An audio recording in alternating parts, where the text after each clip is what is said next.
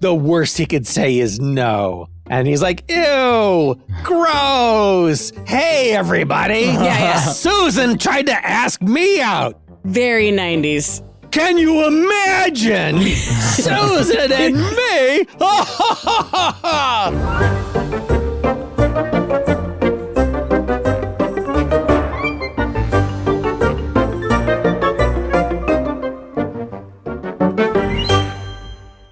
Hey there, story fans. Welcome to Almost Plausible, the podcast where we take ordinary objects and turn them into movies. I'm Thomas J. Brown, and here with me are Emily. Hey, guys. And F. Paul Shepard. I hope it's an actual object this week. Well, it is, because today we are making a movie plot about a high school yearbook, which is what I grew up calling them. But I know some people call them annuals. What did you guys call them? What? Annuals are a type of flower. It's not a type of, book with pictures in it. They both have leaves. I've actually heard both. I generally have called it a high school yearbook, but I think the old people in my life used to call them annuals. You've, I think, moved around the most of all of us in terms of not number of times, but distance around the country. So I would expect you've probably been exposed to more of those regional language. I don't know. What's the word I'm looking for? Regionalisms? Sure. Yeah, I'm trying to remember where I heard annuals the most, but I do think that was here in Washington, in Pasco. Yeah, it wasn't until I moved up here that I had heard that. Old people, man. They say weird shit. Hey, now, I'm sitting right here. Well, it's time to hit the books, and Emily, you're pitching first. Ooh, be prepared to be delighted. See what I did there? Setting high expectations so you won't pick mine. Your psychological manipulations will probably work on us. Shit, we're supposed to pick hers now, right? Is that how this works? I think we're not supposed to pick hers because of the reverse psychology. Yeah, because they're great. They're amazing. I think they're the best pitches I've ever come up with. This is like double reverse psychology. Right. As a 10-year high school reunion approaches, alumni start disappearing. The only thing left behind is their senior pictures cut out of the yearbook with an X drawn over their faces. The planning committee thinks about postponing the celebration, but foolishly decides to continue on with the festivities, and more victims are claimed. And it's a serial killer? Is this your serial killer pitch? Yeah, it's my serial killer pitch. Sure. So somebody obviously in the class is disgruntled about their past. Yeah.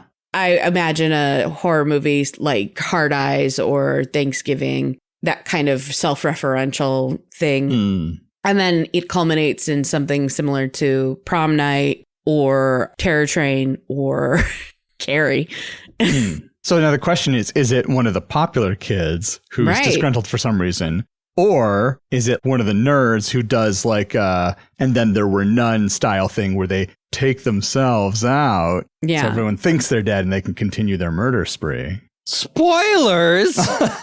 Or double down, is it a teacher? Ooh. Yeah. Yeah. Those little shits will finally show me some respect. That's right. All right. I like this idea. All right. And my next one is Brenda is newly divorced and finds her high school yearbooks while packing up to move out of her once happy home. She wistfully flips through the pages, remembering all of the great friends and experiences she had back then. She thinks that life would be so much better if she could go back to those days and make some better decisions. The next morning, she wakes up in her childhood bedroom. When she catches a glimpse of herself in the mirror, she sees herself as a teen again. This is the second chance to make her life better than what it was. Isn't this Peggy Sue Got Married? Maybe. Probably. It's been a while since I've seen it, but now that you mention it, yeah, it's very similar. I mean, I feel like this basic plot has been done a whole bunch. So many times. Anyway, that's what I've got. What have you got, Shep? Oh, well, be prepared because mine is so good. That's what we say, right? Before our pitch. Yeah, we hype ourselves up. Yeah. All right. My pitch is a popular girl finds her mom's high school yearbook and discovers the terrible secret. Her mom was an unpopular nerd. But the next day, she wakes up as her mom in the past. So it's like Freaky Friday, 1985. Yes, 100%. Whoa, we're talking about a teen today waking up in her mom's body. Yes. It's not 1985. Yeah. It's 2000 at the latest. Don't do the math. Closer to 95. Yeah, okay. 95 is fine. 90s movies. I'm down. Yeah. I got lots of ideas for 90s movies. That's all I have. What do you have, Thomas? I have 2 ideas, and they are the best you've ever heard. One of them is so good, I also had the same idea. But you wrote it down first, so I couldn't. My first idea is when Marcus graduated from high school in the year 2000, his classmates thought the strange notes he left in their yearbooks were just another one of his weird pranks. But 25 years later, after his mysterious death, the notes begin to predict terrifying real-world events, causing his old classmates to wonder what Marcus really knew. Now, did he fake his death so that he could take them out one by one? There were none style. Spoilers for And Then There Were None. Not that this is based on a true story, but I graduated in the year 2000, and I kind of vaguely recall writing weird messages like that in a couple of people's yearbooks. Only like 2 of them, though. And as far as I know, both those people are still alive and well. For now. So you claim. All right, my other idea. Claire has always been invisible, resigned to the sidelines of high school life. But when the yearbook mysteriously lists her as part of the school's popular crowd, reality shifts to make it true. Overnight, Claire finds herself at the center of attention, navigating a world of parties, social validation, and unexpected romance. It's a dream come true, until she discovers that popularity has a price. Shallow friendships, social rivalries, and the creeping realization that people like her for who the yearbook says she is, not who she really is. So it's like those fake boyfriend movies, but instead of hooking up with the star athlete so he can get good grades and she can be popular, it's the yearbook just is like, hey, check out this hot chick. Yeah, basically, I guess. Okay. Doesn't the yearbook come out at the end of the year? That was my thought too, but I wasn't going to question it. I thought maybe it comes out at the end of, say, like sophomore year and she goes back junior year and everybody's like, oh my God, the yearbook was right. You're so pretty or something like that. I don't know. All right. So which of these fantastic best we've ever written pitches do we... I mean, I think any of these is... Yeah. Yeah. Actually, they're all pretty good. So they're all entertain me. Yeah. They're all decent. We have a lot of magic yearbooks. Mm-hmm. Is that what it should just be called? Welcome to the Magic Yearbook. Is Mrs. Frizzle the yearbook advisor? Yep. So, right. We don't say it. It's just like she's a teacher with frizzy red hair. There's a lot of amoebas just randomly placed throughout the yearbook. Yeah. There's like a lizard hidden on every page. Yeah. Yeah. She's just Miss F. Yeah. Yeah.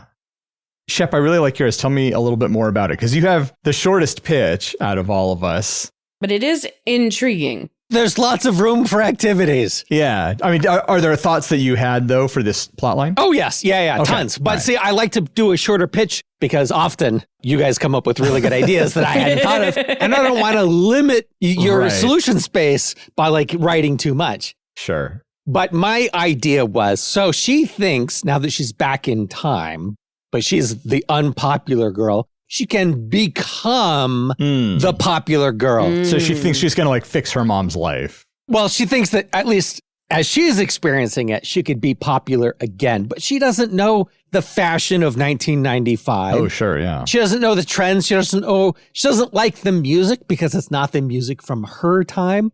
And so she fails to become popular, and she has to accept the fact that being unpopular is fine because it gets better later. You know, she knows some of the popular girls as adults, friends of her mom or people in her neighborhood. Yeah. And she sees what they turn into later, which maybe is not great. So like, don't get stressed over the popular girl not liking you, because the high point of her life was high school, which is, for me, the saddest thing I can think of. I agree. Yeah. So two things that I immediately thought of when you're giving your description there is, one, not only does she fail to make her mom popular, she actually loses social cred Not a lot, but a little bit. She actually makes her mom's position slightly worse. Right. Because she tried hard. She's a try-hard. Right. Trying to be popular. Right. Everyone views her as like a poser or something. Right. She does something that she did in her life that everyone thought was great. But because she's an unpopular kid, everyone sees her do the same thing. And it just comes off as trying too hard. Right. It's disingenuous or something. Yeah. It fails spectacularly. The other thought I had is her mom in 2025 is friends with one of the popular girls from her high school because everyone's kind of mellowed out and is like, wow, high school was dumb, wasn't it? We're all just like normal people now. Right. And so back in time, she sees that person, Candace, whatever, and she's like, oh, an ally of my mom, but not then.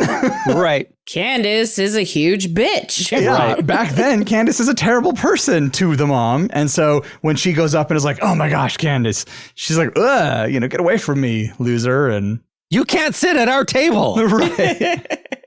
I like those ideas. And again, takes place in the 90s, which we love. So we love the 90s. I had the idea for a scene, an unrelated scene, where she sees her mom's mom, who she doesn't really know, who passed away when she was much younger, and calls her grandma. And her mom's parents think that she is telling them she's pregnant. Oh, nice. But of course, she can't be pregnant because she's so unpopular. Right. So that would be a great conversation where she says grandma and the mom starts saying, are you pregnant? And then the dad's like, come on, who's she sleeping with? She never goes out. Yeah. So what is the outcome?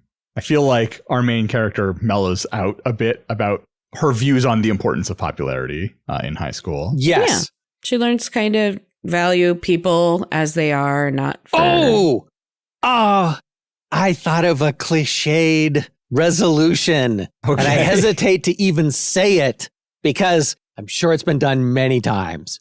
But she had a friend in grade school or middle school who is now unpopular. And so they are no longer friends because she's schlubby and she only just likes to sit in the library and read books and eat paste and no, can't be friends with that person. She's too weird. She's weird.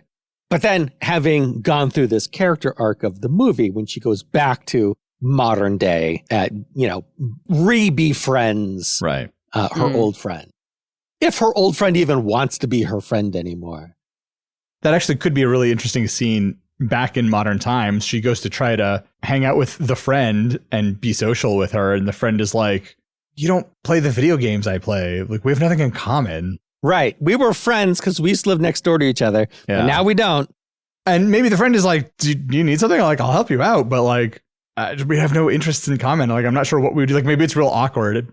She's still learning those lessons. I'm like, you don't have to force this. Like, it's fine. I'm not sitting here pining, wondering, oh, where's Susan every day? Like, I have a very full and rich life without you. She's like, you do? She's like, I have tons of friends. I'm in the band. Also, I'm a massively popular streamer. So, right. You think you're popular, but you're only popular at school. Right. How does the relationship with the mom change when she comes back to 2025? So she sees her mom as someone to look up to, who's very popular, who has it all together. She always knows the right thing to say. She always knows the right outfit to wear. Her friends were the popular girls in high school, so her mom must have been popular. Must have been. Yeah. Right. So finding the yearbook, which shows her mom with whatever is unpopular. You can't just do glasses and braces anymore. Right. Chess club or... Yeah. Whatever the 95 equivalent of. The mathletes. Yes. The mathletes. Yeah, it's her and the team holding a trophy. Yeah. You did homework for fun? Yeah. Not just homework, math. Yeah. You did math for fun. Is our main character, is she good or bad at math? Or just so-so? She'd have to get real good real quick if she's taking over her mom's body and that's a great idea for a scene where she has to, she believes anybody could do that nerd stuff. You just got to read the books and you can do it. and it's fine. And then she tries to do it and, of course, fails. So, like you said earlier, she's messing up her mom's life and making it worse. She's going to get her kicked off the mathlete team. She's going to tank her math grade. Well, I was thinking that actually that could be the one place where things are actually okay. Like, turns out our character, she's actually decent at math. It's not her favorite thing, but... I mean, that also is kind of a stereotype. Like, I can think of a couple shows where you have the popular girl and then she turns out to have this hidden talent that she's never really explored, where she's really good at math. Right. She's good at singing or dancing or whatever. I've seen math a lot. Math specifically. Math specifically lots of times. Yeah. Yeah. I don't know why that is, where that's the stereotype that attractive popular girls are good at math. It's so weird. Stereotypes are weird. They are. Yeah. But I was just thinking that could be like one place where she gets a reprieve from all of those external angsty forces. And then can start to kind of find some friendships and have like start to gain that like greater appreciation of like what her mom's life was like. So yeah. Well, you've brought me around. I'm back on board. See, these film stereotypes exist for a reason. So.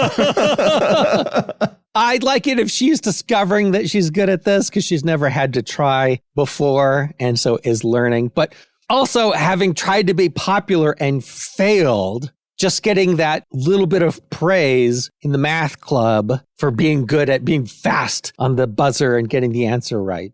She could see why her mom got into it. Yeah. Because there weren't a lot of options. What club or activity is she a part of in 2025 that she wants to try to do in the 2000s or in the 90s that they won't let her do? Dance team or something like that, you know? I don't want it to... I mean... I'm just throwing that as an example. No, but I was thinking the same thing because in my brain, I was thinking cheerleading and I was like, right. Oh, but that's such the cliche. But what if it was like drama?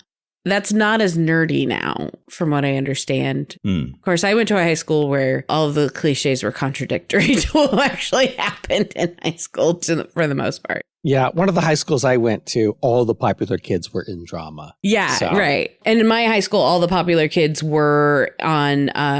we didn't have mathletes, but we had like a brain, I can't remember, the brain something team where it was... Brain Olympics? Yeah, something like that. And it was history questions, math questions. All of them were taking calculus by junior year. And it was like they were all the smart kids, too. So I was thinking maybe is that too cliche, or do we want to stick with the cliches because that's what people are used to seeing and thus relatable? It could be Yearbook Club, and that's how she came across the mom's yearbook. They have an archive at the school. And they're like, didn't your mom go here? Oh, yeah. What year did she graduate? That'll be fun. Because her mom would never show her yearbook for shameful history. Yeah. I like that. Yeah, that's good. Okay. And so for whatever reason, she can't be part of the yearbook club. Because she's a nerd. Maybe it's always been a popular kids thing. Yeah.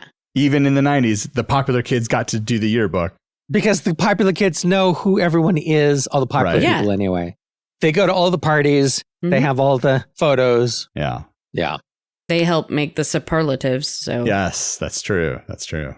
I was trying to think of something that she couldn't do because it's 1995. Not that she couldn't do because she's not popular enough. So YouTube club. Yeah. Video editing club, streamer club. Lego robotics team. She's on the robotics. She teaches the robot how to do the latest TikTok dances. Yep. What is the mom's superlative that she finds in the archived yearbook? Most likely to marry a calculator. Why would she have one if she's so unpopular? Everybody gets one. No. Oh. No, only a select few in my school got one. Oh. I think it probably depends on the size of the school. Yeah, I think we had over 500 students in our graduating class. Oof. We didn't do superlatives at my school, so no one got one. There were, I think, a dozen for the senior class. I could see like the popular clique does their own, and then they do like a mocking one. Oh, okay. Well, yeah, let's go with that, because then she could be most likely to marry a calculator. They mean that in a positive way, because she's on the mathlete team. Most likely to do your taxes. Yeah, it's got to be stuff that like they could justify to the advisor as like, no, because she's so good at math. And honestly, I meant it as supportive. Yeah, like no one wants to do their taxes. She's super helpful. It's a good thing. It'd be funny if in the future her mom's like this impressive CFO. Right. And so, like, yeah, she was most likely to do your taxes, but now she's most likely to keep your company running. Right. We could get some like branding in here, some sponsorship. She's like a CFO at some major tech company. Yeah. She went to the college she went to. There was somebody there who went on to found some huge company, and now she has lots of money. That's why the popular girls like hanging out with her, because she's rich now. So they're like, oh. I was thinking they were like genuinely hanging out with her because like at the 10th high school reunion, they all started talking and realized, oh, I live down the street from you. Oh, my girl goes to that school too. And that's true. Yeah. I guess we don't want her to rise too high. Yeah. I mean, she could still be rich. I think that would be great. That would explain your spoiled daughter. Is there a dad in 2025? I guess if the story needs him, he can be there. Yeah. Right. But I kind of like the idea if they're divorced and the mom is just like, whatever. She was supporting them in the first place. Yeah. Because of her job. So it's not like she needs to get another partner in there to help pay the bills or something. Ooh. So if she's divorced and the daughter is not seeing her date, she thinks, oh, mom just didn't have enough experience dating younger. She only really saw my dad. So I'll just get her used to dating around. And she tries to hit on all the popular boys because obviously she's going to go for the super hot guys. But then I thought, what if they hit it off and then she doesn't exist? And then we got the Back to the Future thing. But I guess that just wouldn't happen. Right. It couldn't happen because of predestination. Right. Can't change the past. But now it's like, well, could we turn this into a rom-com? I bet we could. You could definitely do something where in the 90s, she hits on one of the other guys in the high school. And then in 2025, there's a scene between the mom and that guy. And he's like, hey, how come we never happened? Like, we're both single. Maybe we give it a shot now. And the mom was like, okay. That could be fun. So it's like the daughter kind of sets it up in the past and the mom closes the deal in the future or in the present, I guess. It's so weird if you think about it a little more, though. That's a good point, actually. It's What? She's helping her mom get laid in the future? What? It's not weird. Women supporting women, Shep. okay, but this She's means... not trying to hook up. She's not thinking of her mother as a sexual being. She's thinking of her mother needing a relationship with a man because she's lonely. Okay, but the effect is she's trying to hook up with a guy who potentially later becomes her stepfather. Yeah. So I withdraw the suggestion. Yeah. There shouldn't be a romance. It's a bad idea. Yeah. See, I told you it was a bad idea. You've convinced me. So she could like attempt to woo guys. Right. And just get rejected over and over again. Right. So she's got a friend. She's got another unpopular girl as a friend in 1995. And she's like, I'm going to go ask out so-and-so, Steve. Sure. Obviously. The worst he could say is no. And he's like, ew, gross. Hey, everybody. Yeah. Susan tried to ask me out. Very 90s. Can you imagine? Susan and me? The whole lunchroom is just like raucous laughter. Yeah. Turns out there was something worse than no that he could have said. All right, well, let's take a break here. And when we come back from our break, we'll figure out what else Susan gets up to in the past in our episode about a yearbook.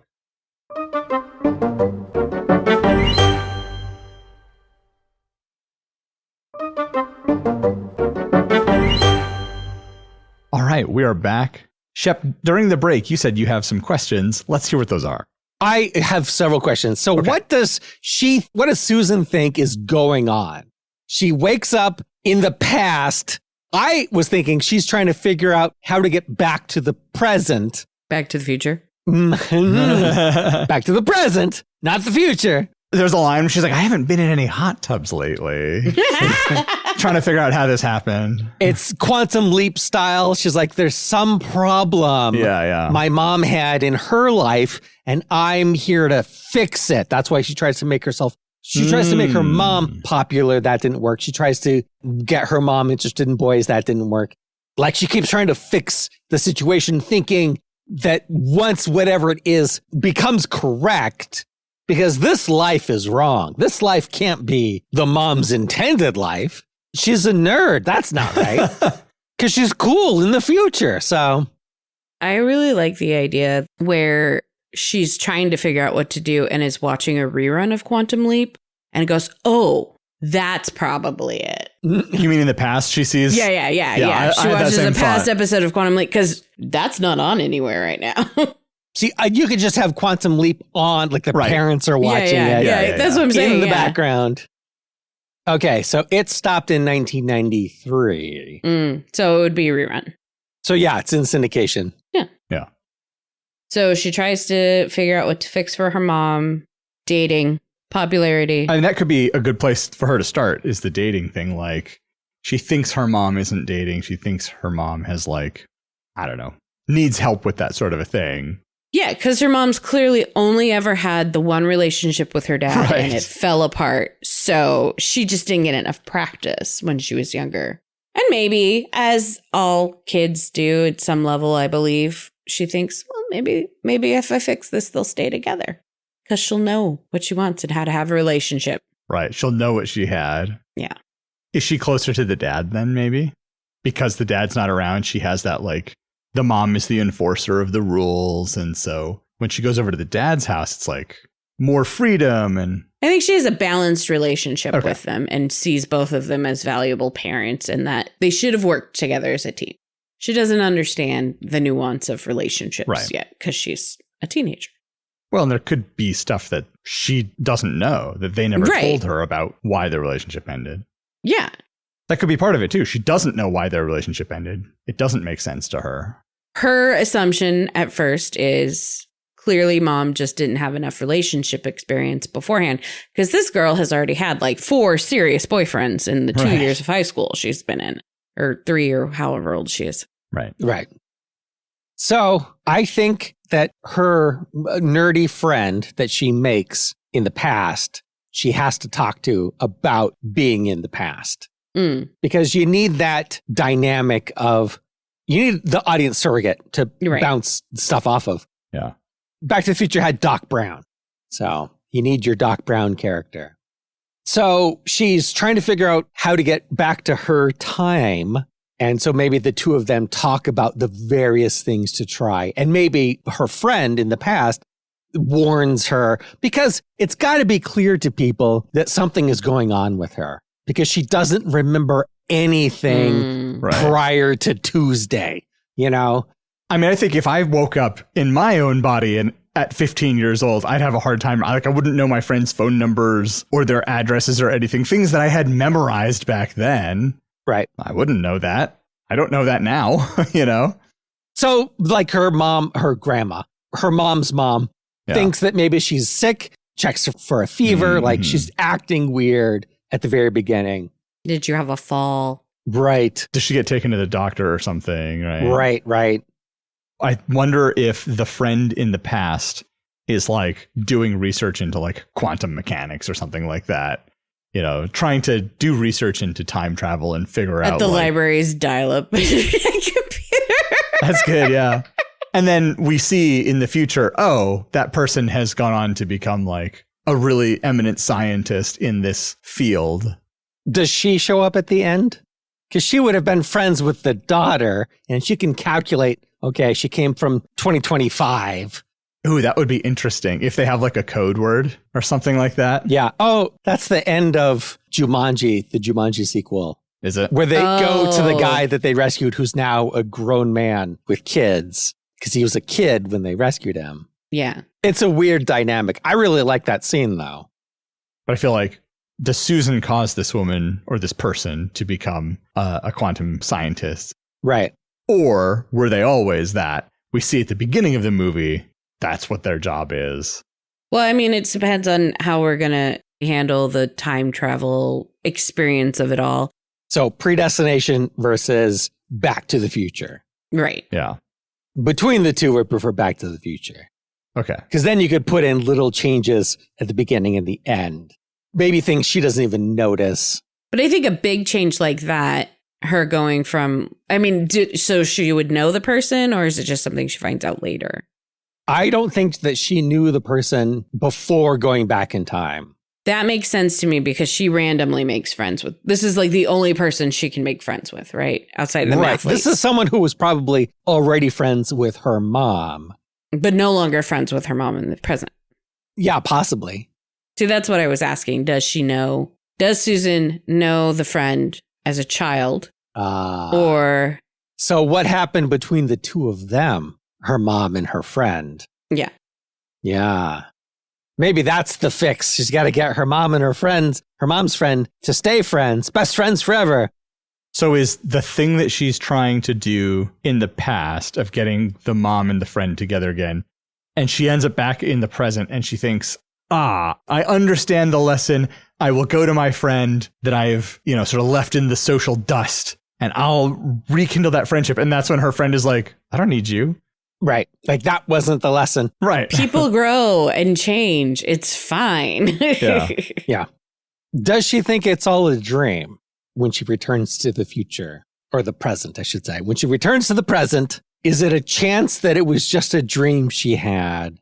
It was so vivid. You want her to wake up Wizard of Oz style and then find out it was true after all? Right. That's kind of why I wanted the physicist friend to show up as an adult. Yeah, which they can. I think that would be fair. Sure. So there's that moment where she doesn't know and we're not sure. And then the physicist friend shows up and confirms, like, hey, you said 2025. I'm here in 2025. And she's like, oh my God, it was real. Yeah. Maybe she gives her advice in the past, invest in Apple, whatever. Right. Oh, yeah. I could totally see, like, she, of course, has an iPhone in the present. And so she goes in the past and she's using like a 2E or something. Or I guess it would be a Mac Classic probably around that time, right? Mid 90s. What do we got? Like the see-through Macs? Oh, yeah. The iMacs. The iMacs, right? Those didn't come out till late 90s, didn't they? I don't remember. If we're doing 95, they didn't come out till I was in high school, which would have been 96, 97, 98. But whatever the thing was then, she's like, this is the same thing that made my phone. Like, how old is this company? And they're like, phone? Yeah. Apple doesn't make phones. They definitely do. They're like going to be the first $1 trillion company. And the friend is like, oh, really? So she doesn't actually give the advice. Right. She just makes a comment. Slip. Yes. Yeah. What does the mom remember of that period of time? I assume this is like a week or something like that, or several days. Right. Maybe she confronts the mom about the yearbook. And the mom's like, I don't really remember high school. Who remembers stuff from back then? Yeah, you're asking me about 3 specific days in high school? I don't know. Well, I don't mean like after. I mean like before. Oh, okay. How come you never told me? Like, who thinks about high school once you're gone? Like, it's just a temporary thing.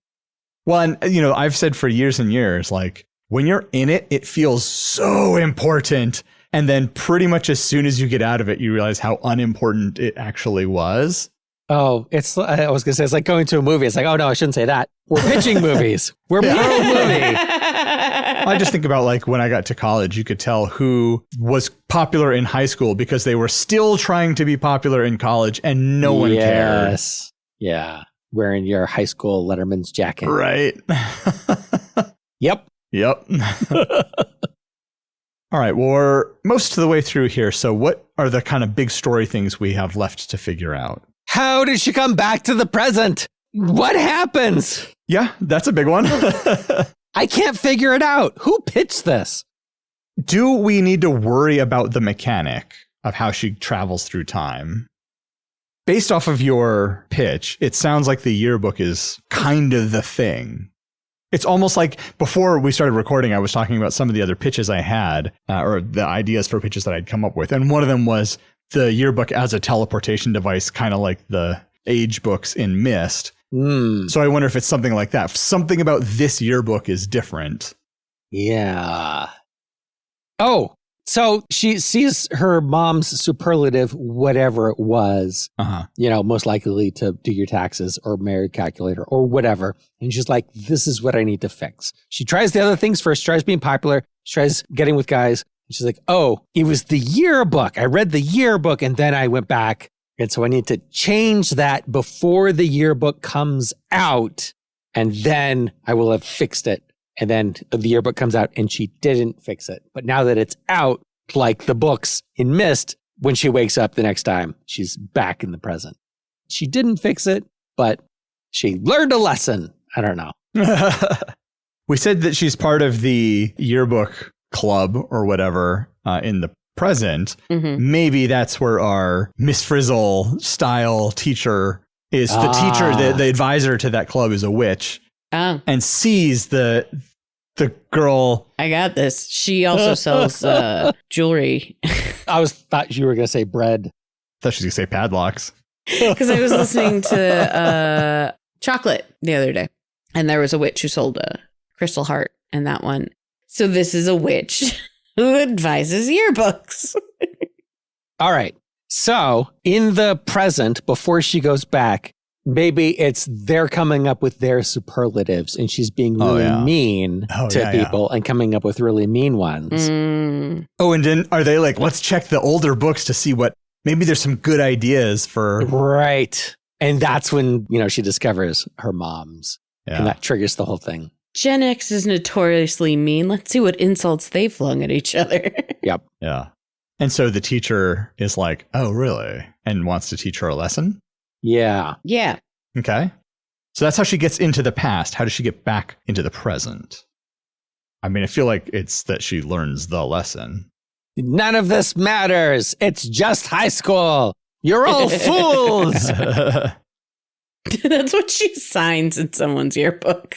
And that's it. That's how she gets back. Yes, after the yearbooks come out. Yeah. Right. Yeah. Oh, right. Because she thinks, oh, I need to change the superlative. I need to make things. And she sees it didn't change. Right. Right. And she's like, gets into this funk and she's like, whatever. It doesn't matter. None of this matters. Right. You gotta have that friend again who writes something heartfelt, some long message in the mom's yearbook.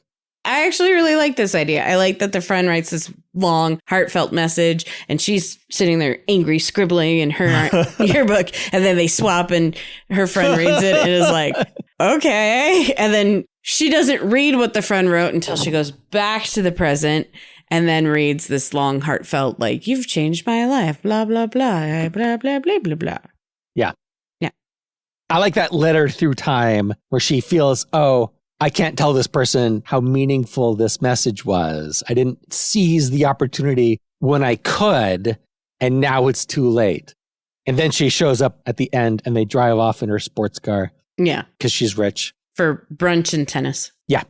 And I think that she shows up at the end because Susan has gone back into the past and established this really close friendship between the two. And they've been very good friends. But after college, or maybe because of college, she moved away to the East Coast. Maybe they live on the West Coast or something. And so like they're super close still. They just live really far apart.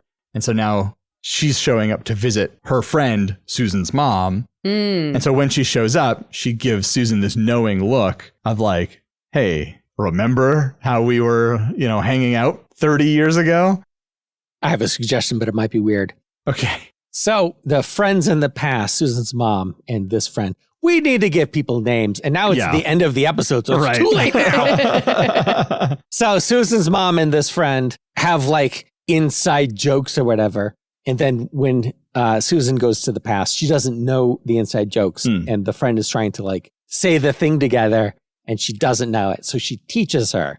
And then in the present, back to the present, at the end, when the three of them are together, the friend says the thing, and then Susan and her mom both say the other half of it, and then look at each other, and then you go to black.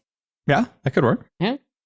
So what was the message? Nothing in high school matters, and it gets better. It gets better. Everything is temporary. Actually, everything is temporary. It could get worse. Well, that's true. Yeah. The one thing, Shep, that I don't love about that idea that you just presented is I kind of want almost like a wink between the friend and Susan that doesn't include the mom. And then that clues Susan in that, oh, wait, this really happened. And at some point, she needs to go and pull out the mom's yearbook and find the message that she has never read. See, I think she needs to find the message before the friend shows up again. Because she has to feel, oh, I wish I could have told this person how much this meant, and I don't have the chance. And then they show up. I see. She could even be holding the yearbook because she just found it and read the message and wants to say something, but isn't sure that it happened. Like maybe she read this message at some point in the past. And then had this crazy fever dream. And then had this dream. She forgot she read it. And then it happened in the dream. And so she isn't sure what's real and what's not. And then they have some winking something. I mean, they could have their own inside thing that the mom never learned. They could have their inside joke. Yeah. So this friend just kept a secret from the mom for years and years. Yeah. Like, hey, at some point in the future, your daughter's going to go back in time and inhabit your body for weeks or however long it is. I mean, she could have told her that and the mom could have just been like, okay, weirdo, and not internalize that in any way. What does the mom think happened? When she goes back, she doesn't have the memories of like the past, however long the movie is, weeks or months. She had meningitis and was in the hospital. She gets hit in the head by a stray baseball at some sports thing. Actually, that could be the point at which the daughter, which Susan, enters the mom's body. Or exits, or both. Concussion in, concussion out. I've seen it happen.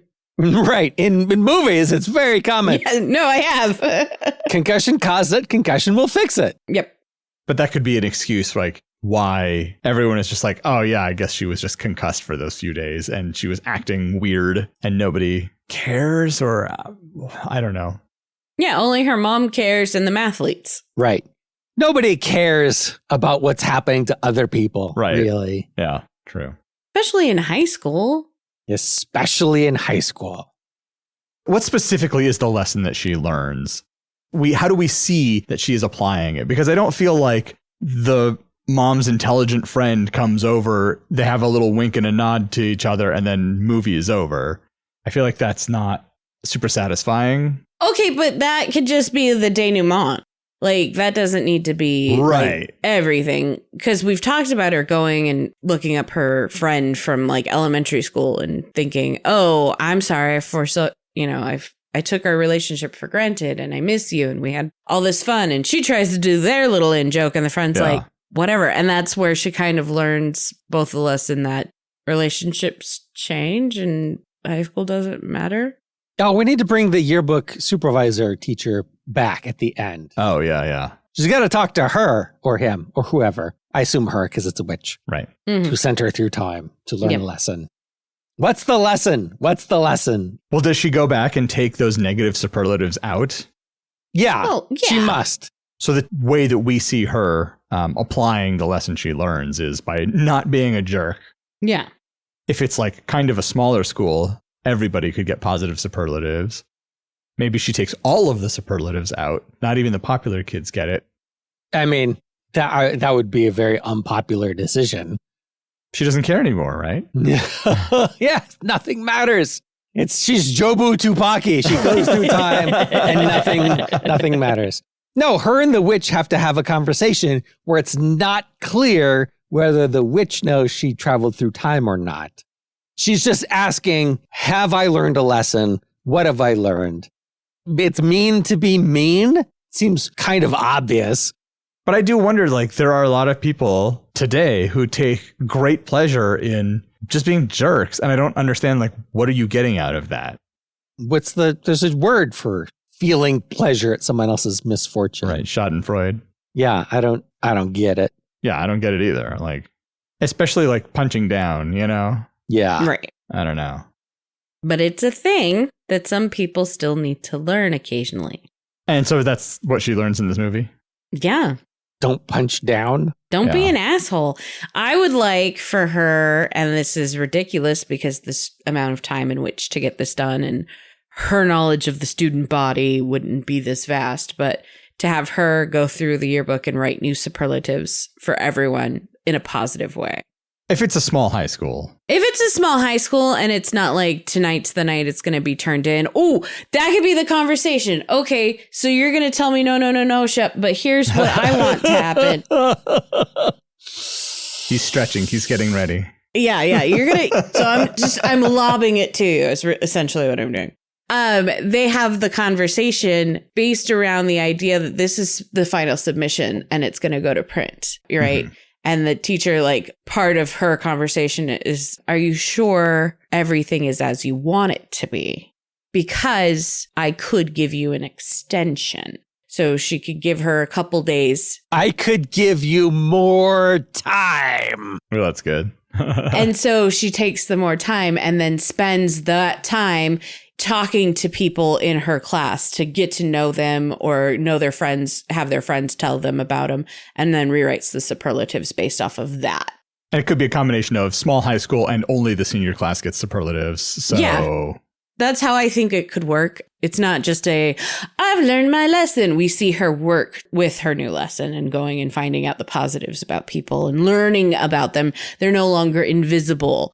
I like that, and I think we could even mirror it to where they're trying to come up with these nasty superlatives, and they're like, but the yearbook is due soon. Like, I don't know if we can do it. And the teacher says, I could give you more time. And so she does. She gives her 30 years. Yep. And then at the end, she says the same thing. I can give you more time. And she's like, I got a handle on it. Oh, I like that, because then she says, remember, I can give you more time if it's not ready. Yeah. So then that keeps, Shep, what you were saying, I think, about that. It's kind of unclear, like, well, wait, is she responsible or? Yeah. Okay, Emily, I like that idea. Yes. I really like that idea. Especially if you see some like loner kids at the beginning. Right. And they're trying to come up with the negative superlatives, most likely to marry a ghost, something, So she goes around and she's like meeting people and finding out who their friends are and asking them, like making a chart. You see all this in a montage of who's friends with who and who says what about what. And so each one's got like a little note under the thing. And then you have a couple people that don't have any friends. Actually, you could even have some of that at the beginning where they're mapping out the social structure of their class. Yes. Specifically to be jerks. Yep. And then she takes that and makes it a positive thing at the end. Yeah.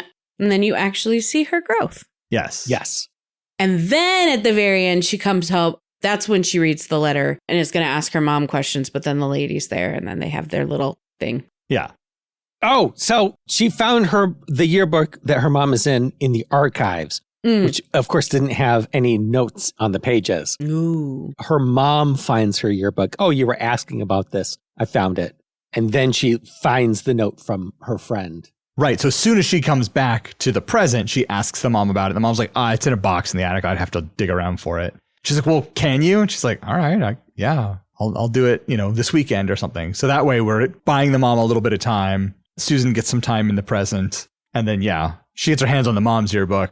Not right away, but before the friend shows up, we get everything we've discussed as we wanted it. And it's not so like, here we go. Here's your pretty bow. Right. I mean, it is. It's just a very, very pretty bow now. Well, it's just the bow isn't already tied. We see the bow being tied. Yeah. Right? We show, don't tell.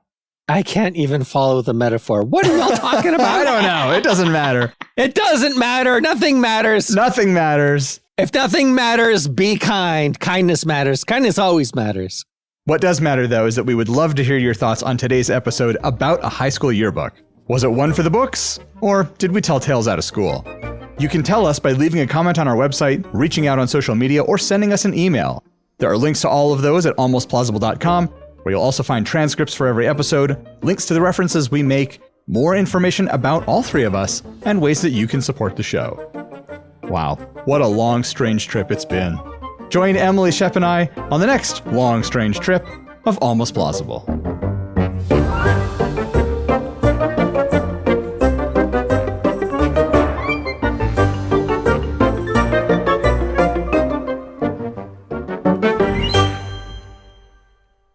Oh, I totally forgot the joke I was going to make. Oh, well. Make the joke. Make the joke anyway. Because like 10 minutes ago, I was going to be like, so is this the one we're picking or?